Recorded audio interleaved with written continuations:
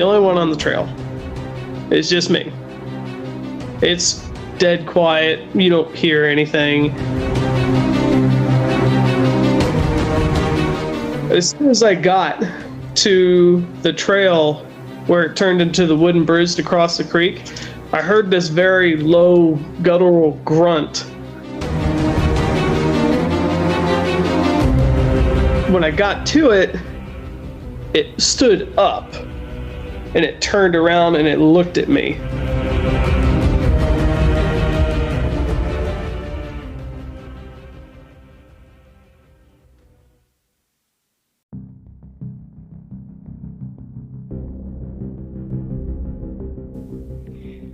This is the Cryptic Creatures Podcast. I am Brian, and with me, as always, is my co-host, Todd. What's going on, buddy? Hey, Brian. How's it going with you, man? Oh, man, it's great. It's great. Hey, if listen. If it ever stops raining, it'll be even greater. I hear you. Or getting hot as hell as well. Yeah. So, tonight's episode is very interesting to me. It kind of hits home a little bit because the encounter happened in Myakka River State Park.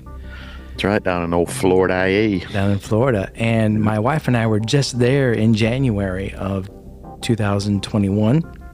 That's right. And went to that park. And we were in the very close area. When he talks about the towers he was talking about, we're in that very close area. So I'm pumped, and I want to hear the story. Mm-hmm. And I know, I am too. I'm excited to hear this one.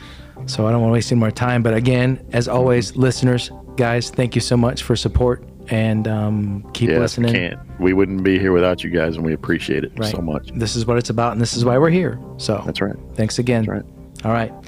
Let's bring Dustin on. You ready? Yeah, let's do it. All right, here we go. Dustin, welcome to the show. Thanks for coming on and talking to us, man. Thank you so much for having me on. Yeah. Nice of you to come in and take the time. Yeah, you're absolutely welcome, man. We're excited about talking to you about your encounter tonight. Yeah. I'm excited about this one. So, Dustin, this happened in Florida. Is that correct? Yes, sir. Sure did. It happened in Florida. I was about 16 years old when this happened. I was camping at Myakka River State Park.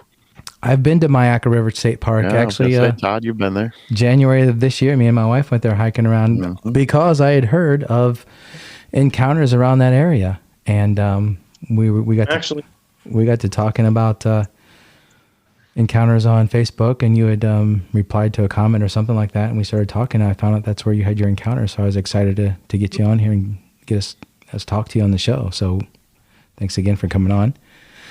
Absolutely. So you said you were 16 when this happened. Are you from Florida originally? Yep, born and raised in Florida. I'm from Punta Gorda. It's a little town just south of that. All right, I like Punta Gorda. Is it Punta Gorda? Is that how you pronounce it? That's how I say it, so I don't know if that's how you pronounce it.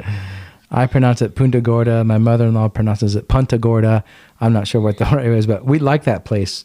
You ever been there, Brian? Yeah. Down there? Nope, never been there. No? It's a cool little area, and there's a lot of people don't realize how much wilderness and thick area there are down there in Florida. When we went to the park, it was phenomenal. It was, I'm walking around, I'm there for one reason only, is to do some squatching, but my wife was catch a whiff of a skunk ape, something like that. But anyway, so you said you were 16 when this happened. You guys you guys were camping. Before this ever happened, did you ever hear of Bigfoot, or what they call down there the skunk ape? I never really heard of the term skunk ape. I kind of always knew what Bigfoot was. My dad used to tell me stories all the time when I was just a kid, and he said a long time ago that he had an encounter with one when he was in Illinois, but he still wasn't 100% sure either because it was way too dark, and he was terrified and all that stuff at what happened, and he was only 12 years old when this happened, so. Okay.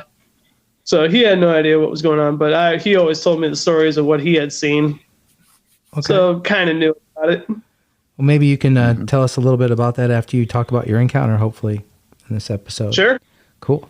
Sure. So what was going on that day that you had the encounter? You said you were camping. You guys were at Myakka River State Park.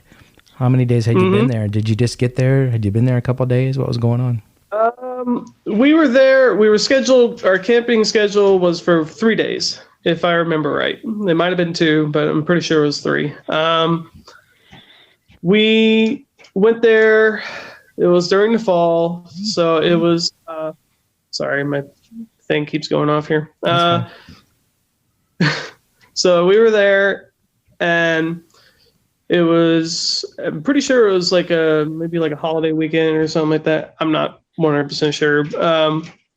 But it was during the fall, and my parents and we all decided we wanted to go camping over here because I went there before they even knew about it on a middle school field trip. Mm-hmm. And I went there, checked it out. I fell in love with it. A lot of history there and stuff like that. I think like pioneers settled there or something like that. So I introduced it to my family and I said, "Hey, check this out. I figure you guys might like this." Cause we had a bunch of dachshunds with us. So they like to take them on walks and stuff like that. And, they fell in love with it. They go there almost every single weekend now. And, knowing them, they probably went today. Must be nice. Yeah. So we were over there camping, and at the time I was doing homeschool, and part of my curriculum was I had a photography class, and it was really cool. Basically the course was, hey, go take a picture of this, bring it in, it's like, if you're good at editing or something like that, go ahead and do it, and I wasn't really good at the whole editing part. So mine was always kind of like raw photos or whatever. I just always made sure I had good lighting. Mm-hmm. So I wanted to do some nature photography, and growing up, my dad was a hunter when he was growing up, but he was in Illinois when he did all that, where in Florida, not really too much to hunt other than hog and small deer and stuff like that, and gator, but taking a chance with that. But he taught me a little bit on how to hunt and how to get close to nature and how to get close to wildlife and stuff like that, and where you can get a good photo. And I was using some of the techniques that he told me. And one morning I got up, it was probably about 6:30, maybe 7 o'clock in the morning. And it was the second day we were there, if I remember right. I went over to the canopy trail that they had there. And on that trail, it splits off into 2 sections. If you go right, it turns into this big tower that you can go up. It's about 70 feet up, and you can literally look around. It's 360 view of the whole entire canopy of the forest. But if you go left, like I did, it veers off into this other trail where as soon as you get to this one point, there's a small wooden bridge that you can go over this creek bed. And I wanted to go on that trail because I knew about the creek bed, so I knew animals were going to be over there getting water first thing in the morning and stuff like that. And I had gotten pictures of hogs that day, and I think I even got a deer at one point. But I was looking for maybe anything else, like bear or anything I could find. Mm-hmm. Panther if I was lucky. But so I went down there, and I'm the only one on the trail. It's just me. It's dead quiet. You don't hear anything. And I was told a long time ago, whenever that happens, that usually means there's a predator nearby. It's usually super quiet and everything's staying silent. You can hear like a pin drop. It's that quiet. Right. As soon as I got to the trail where it turned into the wooden bridge to cross the creek, I heard this very low guttural grunt off to my right-hand side. And at first I thought it was a really big hog, because this is what it sounded like. It was like a like that. But I couldn't see anything because the palmettos were so grown over, you couldn't see anything. Mm-hmm. So I went to the bridge and I walked on the bridge a little bit and I looked over to where I could see. And at first I thought I saw a black bear kind of knelt down by the creek, maybe getting some water or something like that. It looked like a black bear at first. And so I was like, oh, awesome, black bear. I was like, I haven't got a black bear on picture yet. I was like, so I went a little bit closer. I didn't want to go too close though, because it's a bear. You don't approach a bear. Yeah. So, That'd be so bad. yeah. So I got maybe within, I'm guessing maybe 100 feet of it. So not too close, but also not too far away. So I could see exactly what I was looking at. Mm-hmm. And, but when I got to it, it stood up and it turned around and it looked at me. And when it did that. At what time of day did you say this was? About 6:30, 7 o'clock in the morning. So it was bright. The sun was up. The sun was starting to come up. It was starting to come up over the canopy a little bit. So it was still, the woods were still kind of dark a little bit, but it was a really cool air day. So, and there was a lot of humidity because Florida is notorious for that. Dustin, how close were you to this thing when it stood up and turned around and looked at you? Maybe 100 feet. Wow. Maybe that might have even been shorter. What is that, like? I don't know. 30 yards, basically? Maybe 30 yards? Something like that. But all I know is when it stood up and it looked at me, I saw clearly that it was not a bear. What? Okay, go ahead and explain what you saw then. Tell us what exactly you saw in detail. I didn't see any snout. I didn't see any ears or anything like that. Anything that would indicate a bear at all. I saw this flat looking type of face, this nose that was kind of pointed upwards a little bit like a gorilla, and these really big black eyes. Mm-hmm. When I saw that thing, my world pretty much crashed down right at my feet. Yeah. I was, oh my God, that's not a bear. I was like, I had no idea what was going on. My heart was racing out of my chest, and I was in full adrenaline fight or flight mode. Oh yeah, I bet. But the thing was, I was so scared I could not move. I was terrified. How tall you think it was? He had to be about 6'5", 6'7". Not very tall. Yeah. Tall, but not very tall. All right. Did you know what you were looking at? That's about right for down there. That's what we heard down there. Yeah, that's right. They are short. At the time, I had no idea. Mm-hmm. What's that? Did you know what you were looking at? When you finally looked at it and realized it wasn't a bear, did you realize it was a skunk ape, Bigfoot, whatever, what have you, or did you not? I had no idea what I was looking at. I thought it was a person originally. I thought it was somebody really covered in a lot of hair. I thought it was like a feral person, honestly, at first. But then later that night, that's when it kind of dawned on me. I was like, no, I'm pretty sure I just saw a Bigfoot. Could you tell skin color? The skin color was a dark grayish color. It was a dark grayish color. It was very, very muscular. All I know is this thing could have easily got to me and it could have torn me apart. This thing was very, very strong. I could tell by looking at it. This thing had a lot of muscle on it. And I couldn't see too much waist down because the grass was growing up so high. But torso up, he had very strong, broad shoulders and very, very muscular arms on him. Like, definitely a very strong creature.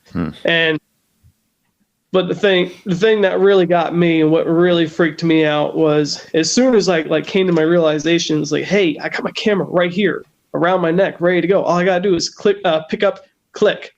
That's all I gotta do. As soon as I went to pick my camera up and take a picture, it booked. And when it booked, it was gone maybe 3 steps, maybe 3, maybe 4 steps. He was gone, and he was fast. And the part that really got to me, though, was after that happened, this overwhelming sense of fear kind of hit me, like, what's happening here? It's like, is he going to come back around? Is he going to try to flank me or something like that? Is he going to get his buddies? What's going on? I have no clue. So I'm going to fix the camera here. There we go. So as soon as it kind of dawned on me, and after I got out of the whole panic mode, the first thought that came to my head was, you need to leave. You need to go. This is not good. You're in a very dangerous area here. You need to go. And so I didn't even think twice. I started running and running and running. And by the time I got to where my family was, I was covered in sweat. I was drenched head to toe, but I was cold. I was absolutely bone-chilling cold. And my mom, she looked at me. She's like, "You look like you're dead." He's like, "You look like you just seen a ghost." And wasn't a ghost. No. Wow. If it was a ghost, I probably would have been less freaked out. But when I told my dad what happened, my dad, since we kind of always played jokes on each other and stuff like that once in a while, that's just how my family was. But when I told my dad that, I don't think he believed me at first. He's just like, okay, whatever. And I was like, "Dad, I'm serious. I saw this." And I was like, "I have no idea what it is," but it was like, I want to leave. I told him, I was like, "I don't want to stay here another night. I want to go home." I was freaked out, absolutely freaked out. But my parents was like, "No, we're not leaving." It was like, we paid for this, and it was like, we're not going anywhere. So what did you do then? I was like, I stayed. I stayed. Did you hide in the camper or the tent, or were you in the I didn't come out very often, I'll say that. So no. I got to ask a question here. How far away from for people who haven't been to Myakka River State Park, it's really an awesome park to go to if you're in Florida. It's just down there in the Venice area, right? Just east of Venice. My in-laws. I want to say it's actually right by Sarasota. Sarasota, okay. My in-laws go down there and stay down there in the wintertime, but that's why we went up down there and went trekking through there. But they have this cool wooden towers, and they're connected with the tower walk about 100 feet in the air.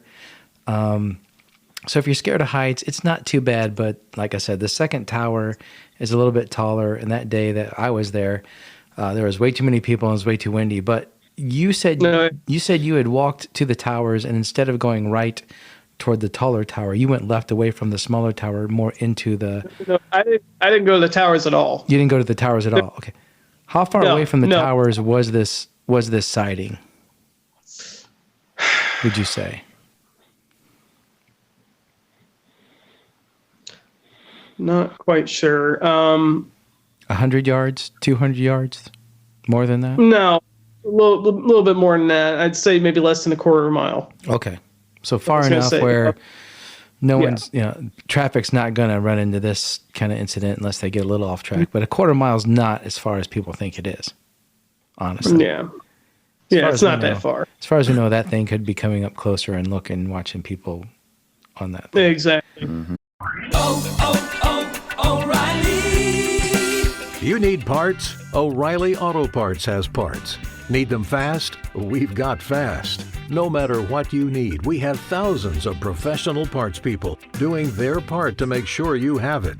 Product availability. Just one part that makes O'Reilly stand apart. The professional parts people. O'Reilly Auto Parts. And I've heard deer get killed on top when I was on top of that tower one time. So I knew there was predators around there and stuff like that. I'm not sure if this thing was going after deer or not, or if it might have been something else. But I've heard a deer get killed there when I was on that tower. You heard once. a deer screaming or doing its? Okay. Yeah, during its screaming. Okay. Yeah, been out in the woods enough times to know what that sounds like. Have you been in that park several times, or before that? Have you been back since this? Hundreds of times. Yeah, hundreds of times. I love it. I love it over there. It's such a peaceful place to go. It is really cool. Yeah, and I enjoy going out in the woods anyway. So I'm not gonna let something like this deter me from going out in the woods. I actually, after it happened, I got really curious and I wanted to know more. And so it just kind of, I guess you could say, it became a bit of an obsession.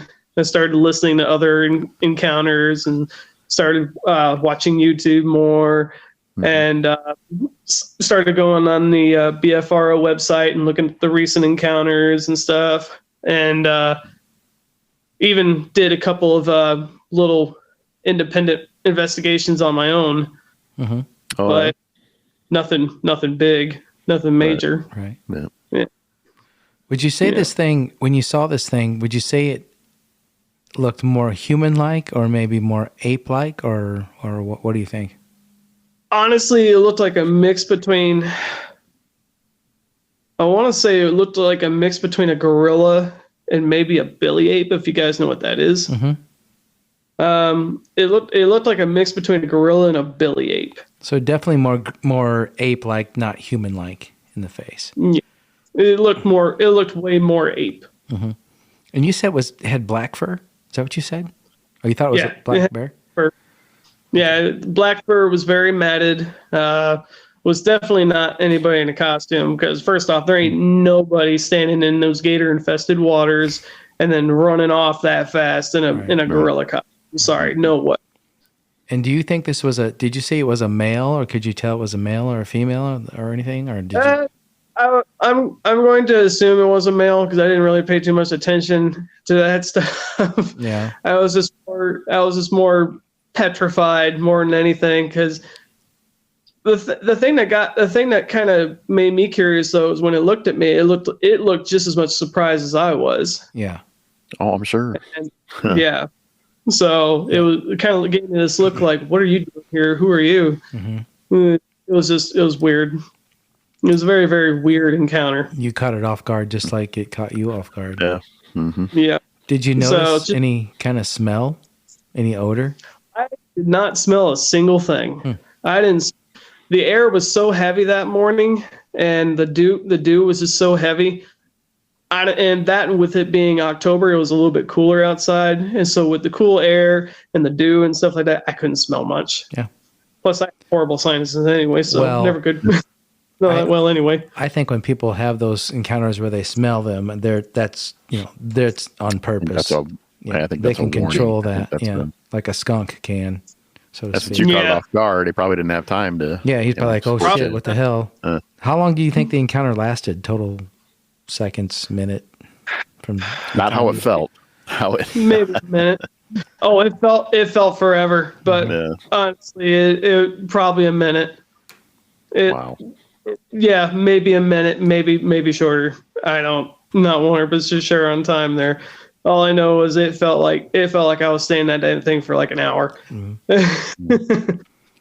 So, do your parents believe in Bigfoot? After you told them that story, they just thought you were. They do now. They do now. They do now because they've been back. They've been back there numerous times, and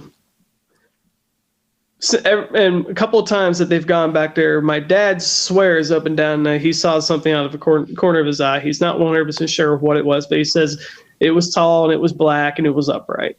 And then I went back in 2019.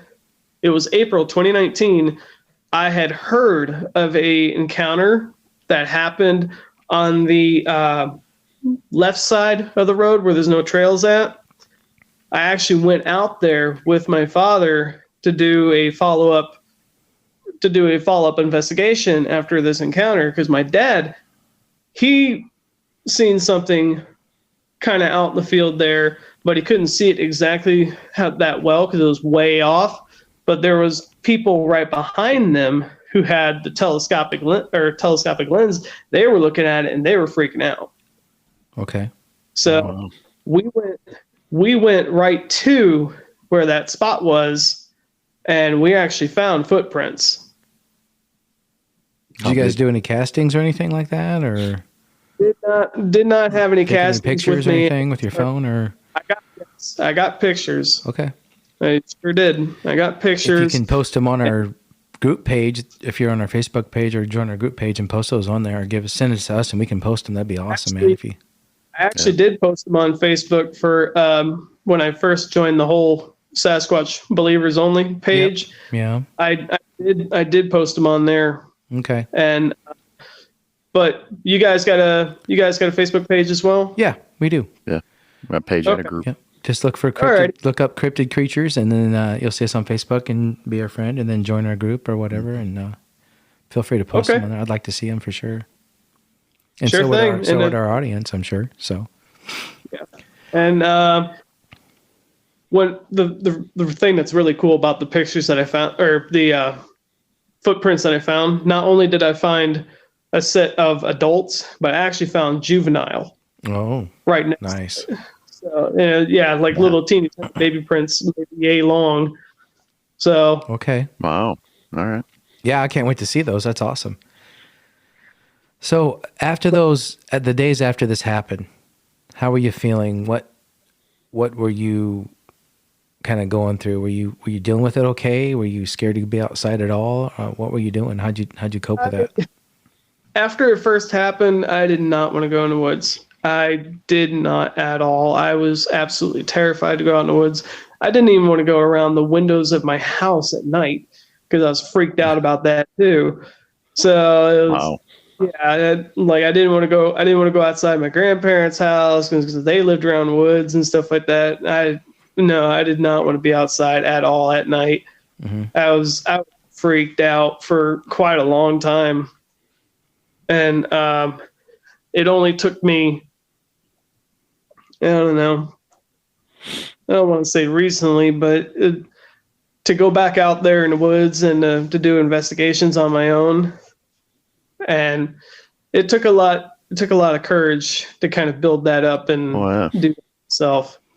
Yeah, and you're going out hoping to see one again, obviously, right? That's why you're going. Do you want to see? I want to see. What are you hoping to get? Are you hoping to get a picture, a video, a close up? What are you looking for there? Some kind of proof to show someone? Honestly, even if I saw it again, even if I didn't get photos or video or anything, if I just saw it again, I think it would be a form of closure for me. Honestly, it would be like, okay, I know I wasn't going crazy that day. I actually did see this. Mm-hmm. And it was like, okay. Right. But also, personally, I want to get involved in this field and get involved with it more, is because I'm not sure exactly what's going on with this species per se. Like, is it endangered? I have no idea. Mm-hmm. I have no. And nobody. So does. I guess I'd say, yeah. So I guess I want to maybe try to prevent any accidents from happening in the future, or maybe even possibly preserve a species from going extinct. Right. So yeah. That's why most of us have gotten into this. Yeah, I mean, we're trying to help prove the existence, getting more people to believe, either by hearing eyewitness stories or seeing it for themselves. I have not had an encounter, and Brian has not either. Me either yet. I would like to, but I don't want to also go through the experience that I hear a lot of, where it messes with people. But for you to be brave enough to go back out there and hunt for these things and want this closure is awesome. Yeah. But for you, because we hear a lot that, no, I haven't gone back into the woods, or no, I don't ever want to see one again, or no, we hear I've got friends that I've met in the past who have seen things like this, and they won't go out. They won't go back in the woods. They said no, they'll never go back in the woods again. They said they're terrified. They don't want to see it again. And then I've met some crazy people like myself who want to go out in the woods all the time. Yeah. Did this thing make any noise at you when you startled it? No, this thing was super quiet when I saw it, which the only time it really made noise was when it ran off. And when it ran off, it crashed through everything. It was crashing through trees. It was crashing through bushes. It was knocking things out of the way like they were nothing. Mm-hmm. Wow. But honestly, I did not hear it at all. Other than the grunt that I heard when I was first coming up there, that's all I heard. What do you think it was doing? I think it was foraging for food. Because if you notice in the creeks there, the next time you go there, look around. Every once in a while, you'll see these little teeny tiny clam shells. And I know that they like to pick those up and break them open and eat them. Mm-hmm. I did. Because I've seen those things. Yep. I've seen those things broken around trees there before. So. Interesting. How'd they get there? Right, exactly. Yeah, they'll be far away from a creek. And I was like, how did you get over here? The alligator just carried it in its mouth, sucked out the muscle, and spit the shell out, right? Yeah. Right. Yep. Okay, wow. Well, you said your dad had an encounter he told you about too. Where did this happen at? Yeah. This happened up in Illinois. He said it was around Hillsboro, Illinois. Where's this at again? Say that again. Hillsboro, Illinois. Okay. Hillsboro. Right. Where is that in Illinois? Is that southern Illinois? I think so. Okay. So what was going on there?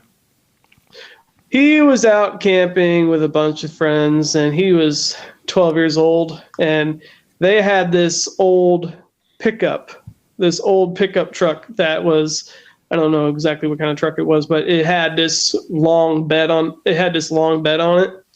And what they would do is they would park it next to this creek, and they would throw a canopy over the top of it, and they would all slide in the back of this pickup truck, and they would sleep in the back of it.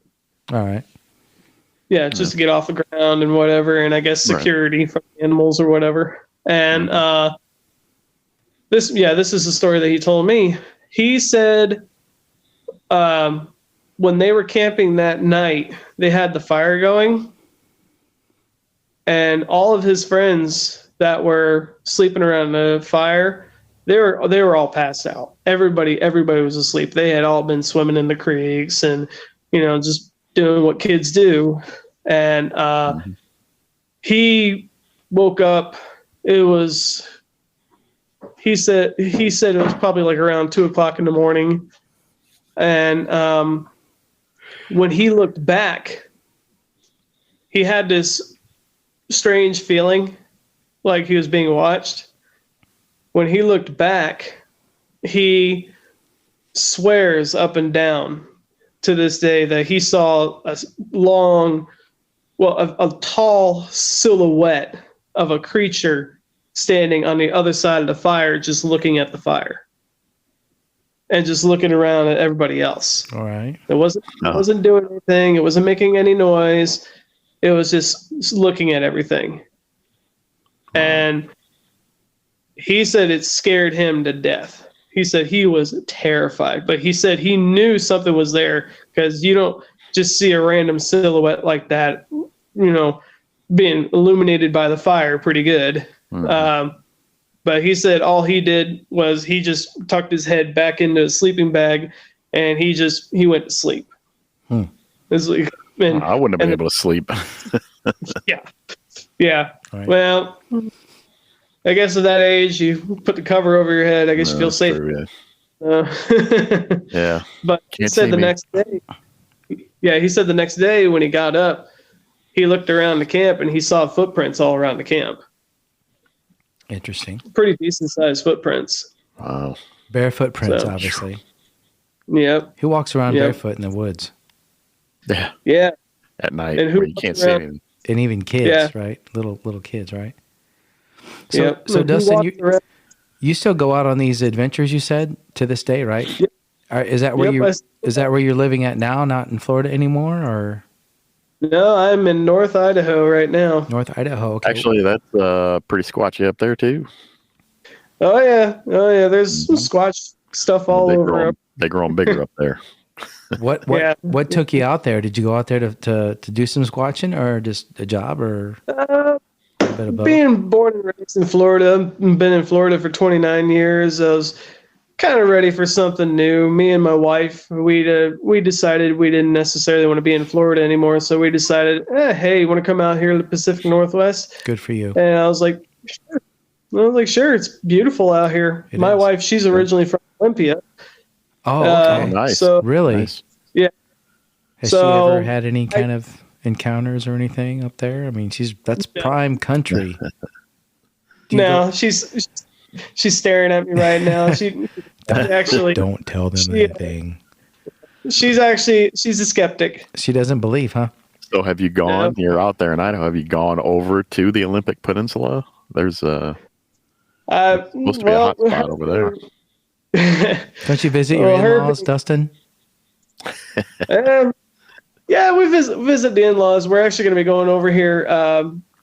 We're going to be heading over on the 30th of this month. We got a wedding we got to go to over in Olympia, Washington. And so we're going to go attend a wedding over there and then spend a few days over there with family. Well, you let your wife know we think she should give you a couple hours to do some hiking while you're there. Go take a walk. Yeah. It's exercise. She just looked at me. She's like, "You do what you want." Well, tell her thank you for us. That means no.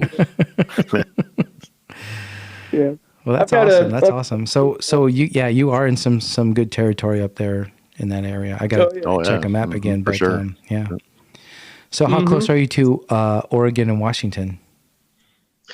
Not far. I live in Coeur d'Alene, Idaho, and we're right next to Spokane, Washington. Oh, wow. So I'm way north. But Oregon's a pretty good drive. Yeah, that would be Washington's a few hours spot. south. Washington's prime spot for sure. Especially around Spokane, yeah. I had no clue. And you saw this in Florida of all places, and you're in the prime territory. Yep. That's pretty cool. So doing all your studying and everything, I mean, and having your encounter and hearing your dad's encounter, I mean, what do you think about Bigfoot and Sasquatch? What's your theory on this thing? My theory, I honestly believe it is a descendant of Gigantopithecus. That is we've got the fossil records of it and stuff like that. And I believe 100% that's just what it is. I don't think there's any form of evolution or anything like that. I think that's just a theory, whatever, but honestly, I think it's just a great ape. Mm-hmm. I think it's just a great ape that lives in North America and all around the world. Yeah, I have that same philosophy too. I think that it's definitely a descendant of a different species. And the thing that gets me with this whole thing, Dustin, is people will agree or believe that because science says Gigantopithecus lived off of a jawbone they found in a cave. Mm-hmm. People, a piece, right? People will read that, and science says it's real. They'll if they read that book that talks about Gigantopithecus, they'll pretty much believe it, right? Because it's not here anymore, and they don't see it anymore, so to speak. Right. But you have all these thousands of witnesses and thousands of foot castings and all this hair samples and whatnot and proof, and people just deny that there's a Bigfoot or a Sasquatch running around North America. It's not possible. But the same people will believe that Gigantopithecus was real because science said it was, based off a part of a jawbone. So that I love the concept because I believe it, but the theory cracks me up because people are so hypocritical when it comes to that process of that Gigantopithecus. But yeah, I feel the same way. Do you think they're at all dimensional, interdimensional, spiritual? People talk about that, like the cloaking and the footprints just were gone. What do you think about that whole thing? Is that BS? Nah. I think it's just a flesh and blood animal. Yeah. Honestly, myself, I'm not. I have no idea about that whole interdimensional thing. I have no disrespect to anyone who thinks that way. And it's like, look, that's the way you think. That's fine, you know. Mm-hmm. But in my opinion, I believe it is flesh and blood creature. Yeah. When you saw this thing before it saw you, or when you saw it at the same time, did you get? Mm-hmm. Did you have a feeling that you were being watched at all? Probably not, because I didn't see you. Maybe.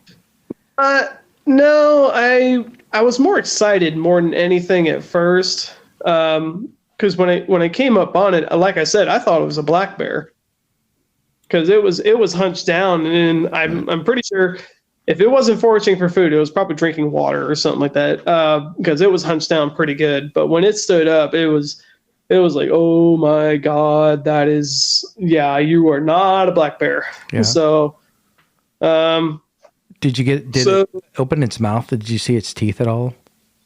No, it did not open its mouth. Okay. Did not open its mouth. I did not see any teeth. Gotcha.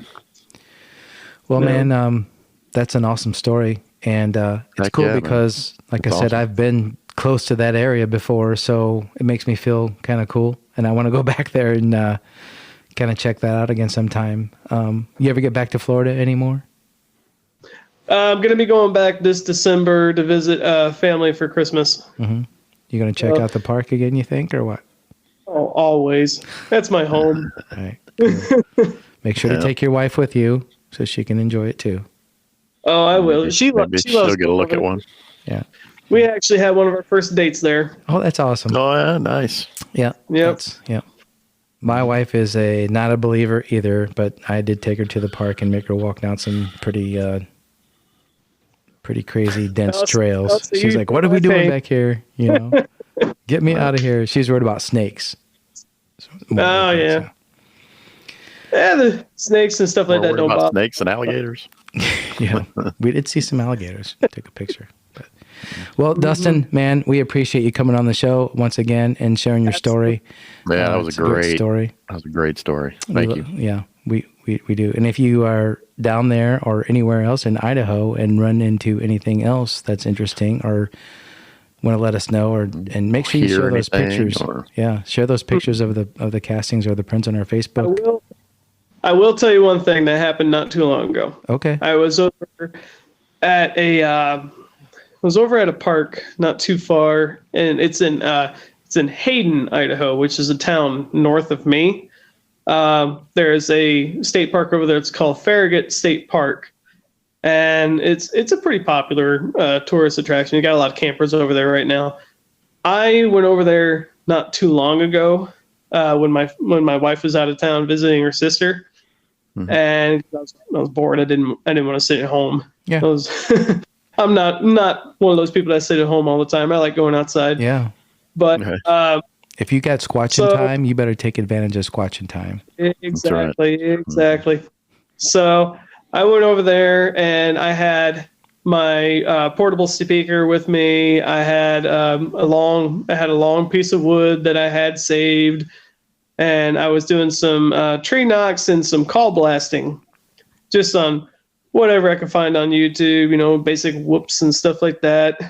And I didn't get any whoops back, but I'm pretty sure I got a tree knock back. Oh, okay.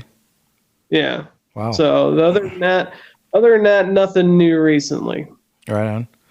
Cool. Yeah. The chances of seeing one, it's like hitting the lottery, basically. Maybe not as good. I don't know. But I also heard that sometimes probably have a better chance of winning the lottery. Yeah. Mm-hmm. But I've also heard that sometimes people who have seen one always have, sometimes they have second encounters or something like that. So I don't know. So hopefully you'll get lucky. We'll see. Maybe. Anyway, man, thanks again for coming on. Cool. Absolutely. Thank you for having me on. We appreciate it so much. Yeah. All right. You take care and we'll talk soon. All right. Talk to you guys later. All right. See ya. All right, man. What do you think about that? Wow. That was crazy. He was awfully close. He was very close. Like I said, I think my wife and I were in that vicinity. We climbed that tower, and then had I known, it was within, maybe a quarter mile, whatever he said it was. But right. I've heard a lot of stories about those guys, seeing things out there, people seeing things out there in that park. And there's actually a documentary called The Skunk Ape Lives, done by Stacy Brown, right? Who we'd love to get on the show one day. And watched it. It's a great documentary, and it talks about the Myakka River State Park, and that's why my wife and I went there. So if anybody hasn't seen it, watch it. It's really good. Definitely. But again, thanks to the listeners. If you guys had an encounter, you want to come on the show and talk to us and talk about your encounter and have a safe place to do it without ridicule and judgment. That's what we're here for. Email us at info@cryptidcreatures.co or get a hold of us on Facebook or Instagram at Cryptid Creatures. Or Twitter or every now and then TikTok, YouTube. We're on YouTube too. So YouTube. We got a YouTube channel. Reach out to us, guys. Let us know, and we'd love to hear your stories. So yes, we would. We appreciate the listens once again. Brian, always. Thanks for hanging out, man. Again, man, always fun. All right. Until next episode, I'll see ya. Yep. Bye. See ya.